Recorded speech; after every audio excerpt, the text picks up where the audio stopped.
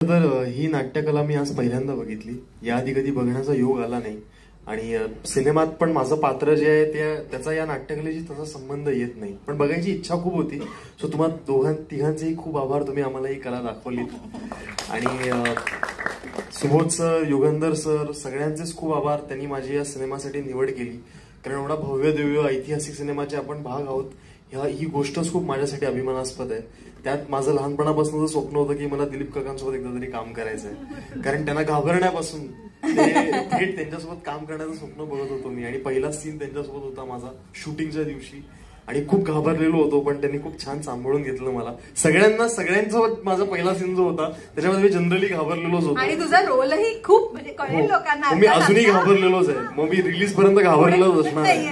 त्यामुळे तुम्ही सदान कदा सिनेमात मी घाबरलो आहे. तर खूप उत्कृष्ट ट्रेलर आहे. ट्रेलर बद्दल तुम्हाला सिनेमाबद्दल कळलेलंच आहे. सगळ्यांनी सगळं बोललेलंच आहे. माझ्याकडे बोलायला काहीच राहिलेलं नाहीये. आणि त्यामुळे आवर्जून सिनेमा बघा 12 सप्टेंबरला. धन्यवाद.